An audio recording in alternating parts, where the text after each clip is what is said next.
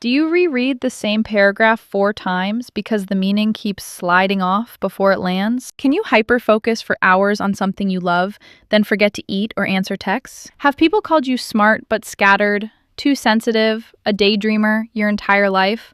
You were probably told to try harder, get organized, and stop being so dramatic. Nobody ever stopped to ask whether your brain simply runs on different wiring. Let me walk you through an ordinary day that may feel strangely, specifically familiar to you. You wake already behind, having pressed snooze until the very last possible minute. The day starts as a quiet negotiation with yourself that you have somehow already lost. The morning becomes a sprint of half-finished tasks and looking for the keys you were just holding. You put the coffee down somewhere, and now finding it is its own small project. You walk into a room with total purpose and instantly forget why you were standing there. 3 different tasks are half open in your mind, and not one of them is moving forward. You finally leave, a little late again, promising yourself that tomorrow will be the day it clicks. At work, you look composed, capable, the woman everyone trusts to hold the whole thing together. They have no idea how many tabs are open in your head at this exact moment. Someone is talking, and halfway through their sentence, your attention quietly slips out of the room. You nod, you smile,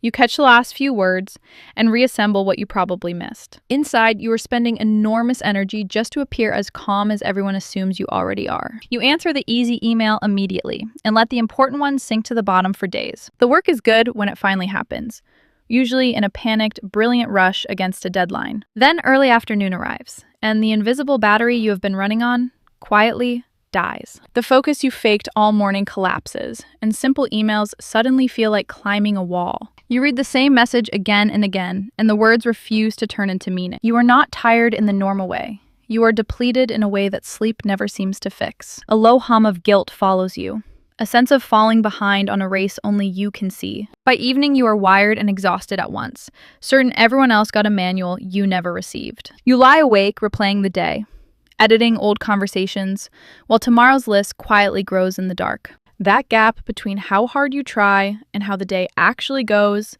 has a name. When most people picture ADHD, they picture one very specific child, and it is almost never a girl. They see a boy who cannot sit still, who blurts things out and bounces off the classroom walls. He is loud, he is disruptive, and he is impossible for a tired teacher to simply ignore. So he gets noticed, he gets tested, and very often he gets real help while he is still young. The squeaky wheel gets the attention, and in that classroom, he is by far the loudest wheel. Now picture the other child, the one sitting quietly by the window with a faraway look. She finishes most of her work, she is polite, and she never causes a single bit of trouble. Her mind is somewhere else entirely, but nothing about her gives that away to the room. Teachers describe her as bright but dreamy, as someone who could do so well if she focused. No one calls her difficult, so no one ever thinks to ask if she might be struggling. That image of the hyperactive boy is not wrong. It is just incomplete, and the gap has cost women dearly. The original research on ADHD was done almost entirely on hyperactive young boys in classrooms. The checklist, the criteria, the entire picture were built around how the condition looks in them. A girl daydreaming quietly by a window simply did not match the template anyone was scanning for. For decades, the official description of ADHD accidentally described one half of the people who had it. And here is the part that matters. Because attention has 2 very different ways of going wrong. One is hyperactive and external, the kind that knocks over chairs and gets sent to the principal.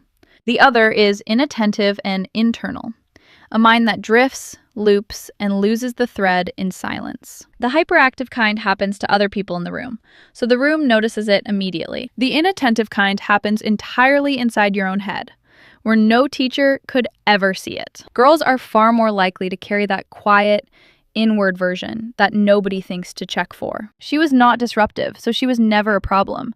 So she was simply never seen at all. From a very young age, girls absorb a powerful, unspoken lesson about exactly how they are supposed to be. Be good, be neat, be agreeable, and above all, do not make things difficult for other people. So a girl whose mind feels like chaos learns to build a calm, careful surface over the top of it. Psychologists call this masking, and bright, anxious girls become absolute experts at it remarkably early. She studies the people who seem to have it together, and she quietly copies the parts that work. Masking looks like rewriting your notes 3 times so that nobody can guess how lost you really feel. It looks like arriving painfully early because you know, deep down, that you cannot trust your own sense of time. It looks like checking the bag 4 times because last week you forgot the one thing that mattered. It looks like a desk so tidy it is almost suspicious, holding back a mind that feels anything but tidy. It looks like rehearsing a simple phone call in your head before you can make yourself actually dial. The harder the inside churns, the more perfect and controlled the outside is quietly forced to become. And masking works, which is precisely the tragedy hidden inside it for so very many capable women. The grades come, the praise comes, the reputation for being reliable and impressive quietly takes hold. Everyone sees a woman who is on top of things, so no one ever questions what it costs her. But every neat surface is paid for with exhausting, invisible effort that nobody around her ever sees. She is not coping the way they think. She is compensating. And compensation has a price that compounds. The better she hides it, the more certain everyone becomes that she could not possibly have a problem. To everyone watching, she is fine, while she privately wonders why just staying afloat feels so impossibly heavy. When a woman like this finally reaches a doctor, ADHD is rarely the very first word that anyone says. What shows on the surface is anxiety, low mood, exhaustion, and a constant sense of not keeping up. So she is handed a diagnosis of anxiety or depression, which is not wrong. It is just not the root. She is treated for the smoke, sincerely and carefully, while the actual fire keeps burning underneath. The restless brain underneath keeps generating the symptoms, while the real cause stays politely out of frame. Think about what untreated, unnoticed ADHD actually does to a sensitive person over many long years. You forget things, you run late, you let people down, and slowly you start to believe you are the problem. You try every planner and every system, they work for a week, and then quietly fall apart again. That constant low static of self-blame looks exactly like anxiety, because by now it has genuinely become anxiety. The depression is often just what happens after years of trying so hard and still feeling like you fail. There is also something called rejection sensitivity, and once you hear it, you may never quite unhear it. It is a sharp, almost physical sting from any hint of criticism, disapproval, or being left out. One offhand comment can loop in your mind for days, while genuine praise slides off you in seconds. You may over-prepare, over-apologize, and overwork, all to avoid that unbearable feeling of letting someone down. Anxiety, depression, and being too sensitive are the costumes that ADHD wears to stay completely invisible. Underneath all the costumes, the same restless, original wiring has been there, quietly running the whole time. So if it was truly there all along, why does the truth so often surface in her 30s? The answer is heartbreakingly simple, and it comes down to load against the capacity to carry it. A clever girl can compensate beautifully when life is school, structure, and just her own small world. Bells tell her where to be, parents catch what she drops, and the system mostly holds her up. Her coping strategies are quietly powered by a world that is doing half the organizing for her. Then adulthood quietly removes every single one of the supports she never even realized she was leaning on. Now there is a career, a home, a relationship,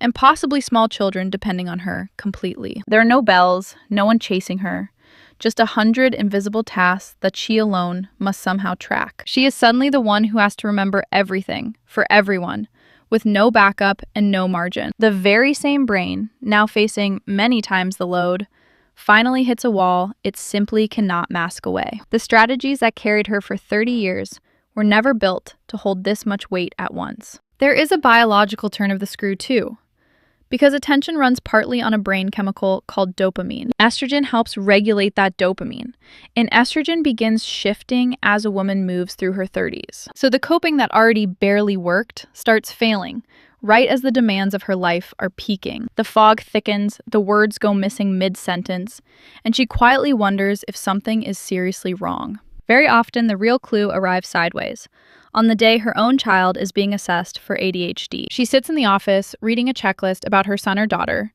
and feels the ground shift. Line by line, with a jolt, she realizes the description in her hands is also describing her. Here is the part I most want you to actually hear. Because recognizing yourself is only useful if it helps. You do not need a prescription or a single appointment to begin working with this brain today. The goal is simple to say and life-changing to live. Stop fighting your wiring and start fitting your life to it. None of this is about discipline, and all of it is about design, about building gentle systems that hold. Let me give you a few concrete things you can genuinely try before you even go to sleep tonight. First, get every task, thought, and reminder out of your head and onto something solid outside of it. An ADHD brain has a brilliant engine paired with a notoriously unreliable place to store what it needs. Your mind is for having ideas. It was never designed to be the place you safely keep them. So stop asking it to remember and capture everything instantly into one single trusted note or list. It does not need to be pretty or organized. It just needs to live somewhere that is not your memory. The relief of finally stopping that all-day white-knuckle grip on your own memory is genuinely hard to overstate. Second, try a strange-sounding trick called body doubling, which quietly works for an enormous number of people. You simply do a boring task while another person is present, in the room or even on a video call. They do not help you, and they do not check on you. They just exist nearby while you work. Their quiet presence gives your brain the gentle external structure it has always struggled to make on its own. The dreaded admin, the dishes, the email you have avoided for 3 weeks suddenly become genuinely possible. A friend on a silent video call can be the difference between a frozen evening and a finished one. Third, design your environment so the right thing becomes the easy thing and friction finally works for you. Lay tomorrow's clothes out tonight, put the keys on one single hook, keep the vitamins right beside the kettle. Make the good choice the lazy choice, so that doing the right thing takes almost no decision at all. You are not lazy. You simply cannot rely on willpower to bridge a gap your wiring keeps quietly reopening. So shrink the gap until it nearly disappears, and let the room itself remember the steps your attention will not. Every object in the right place is one less thing your tired brain has to hold up alone. And fourth, the quiet one that changes the others. Soften the cruel voice you have almost certainly been using. For years, you have spoken to yourself as if you were failing at something that is supposed to be easy. But you were never failing at an easy thing. You were quietly succeeding, daily, at a genuinely hard one. Speak to yourself the way you would speak to a dear friend who is clearly doing her very best. Shame has been your motivator for decades. And the exhausting truth is that it has never once worked. That single shift from blame to understanding is so often where the real and lasting change finally begins. If any of this has felt like someone finally narrating your own life back to you, please pause right here. Take a breath, because what you are feeling is not a diagnosis. It is something quieter and just as important. It is the relief of a pattern, long mistaken for a personal failing, finally being seen for what it is. You are not lazy, you are not stupid, and you are very definitely not, and never were, too much. You have been running a marathon every single day in shoes that were quietly built for somebody else. The exhaustion you feel is not weakness. It is the honest cost of how hard you have been working. Having a name for this changes everything. Because you cannot work with something you cannot yet clearly see. For your whole life, you've been blaming the person when the real issue was simply the wrong instructions. The scattered, sensitive, brilliant, overwhelmed pattern is not a character flaw you were always supposed to fix.